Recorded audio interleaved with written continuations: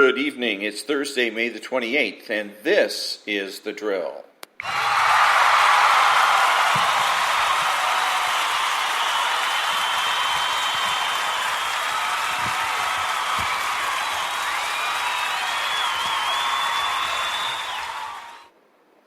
Thank you very much. I'm Ron, your host and the only true conservative in the United States today because I know how to truly defeat the left. I created this podcast to answer the question most asked by conservatives, namely, what can I do? My podcast is short, approximately 5 to 10 minutes long, because shorter podcasts are easier to download and listen to, and shorter podcasts force me to get to the point. I've been listening to conservative talk radio since 1989. I grew up in a socialist household, and I've learned the tricks of socialism. My podcast is made available through Spreaker and can be heard on iTunes, Spotify, Google, and YouTube. Today, what can I do? Quote of the day, when the waters were changed, and all that when I come back.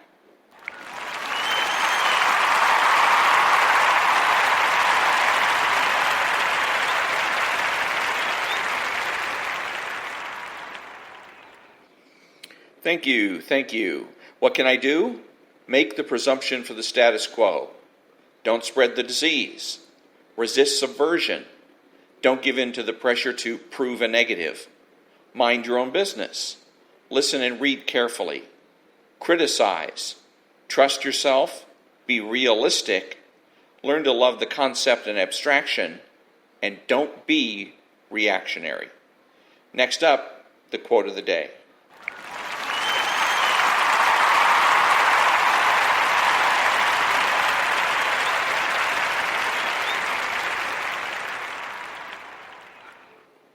Thank you. The quote of the day comes from The Virtue of Selfishness by Ayn Rand.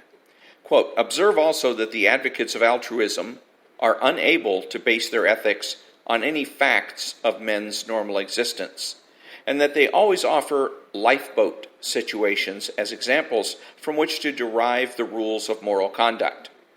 What should you do if you and another man are in a lifeboat that can carry only one, etc.? The fact is that men do not live their lives in lifeboats, and a lifeboat is not the place on which to base one's metaphysics. The moral purpose of a man's life is the achievement of his own happiness. This does not mean that he is indifferent to all men, that human life is of no value to him, and that he has no reason to help others in an emergency.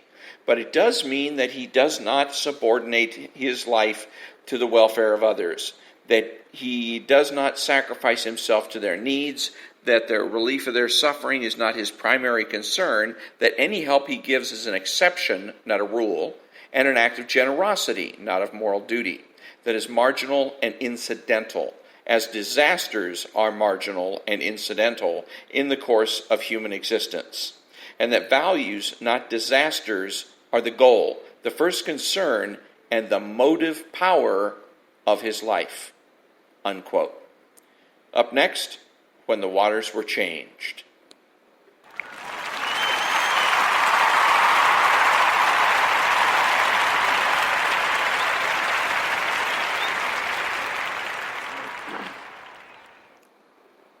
Thank you. Thank you very much. When the Waters Were Changed is from a book by Idries Shah called The Tales of the Dervishes.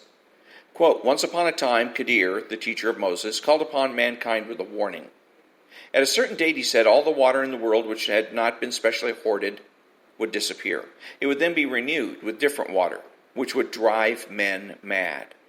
Only one man listened to the meaning of this advice.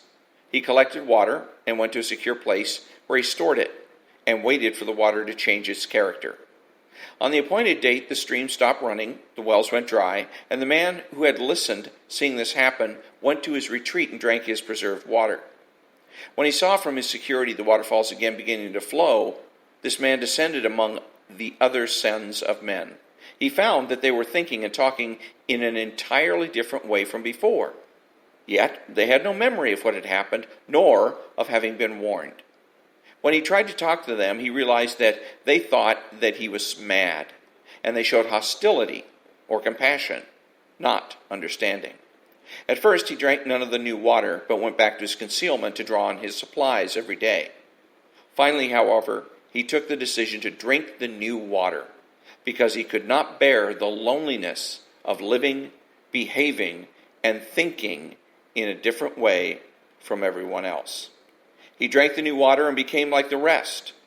Then he forgot all about his own store of special water, and his fellows began to look upon him as a madman who had been miraculously restored to sanity.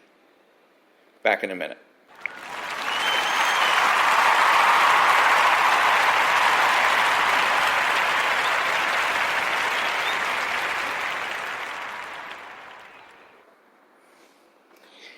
Who is the true conservative?